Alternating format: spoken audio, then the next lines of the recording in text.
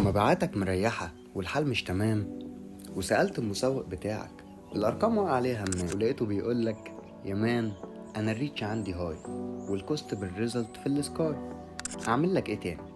أطلع لك من السكرين؟ قول له كده أنت ميديا باير شاطر، بس للأسف مش شايف السين. الميديا باير وظيفته احترافية وبيديك أرقام تشرف في الأد مانجر، بس الريتش والسي تي ار مش هما اللي بيحلوا الدنجر. لكن خبير البرفورمانس عينه مش بس على الكامبين، عينه على الار او اي اللي بيجين البروفيت من غير بين.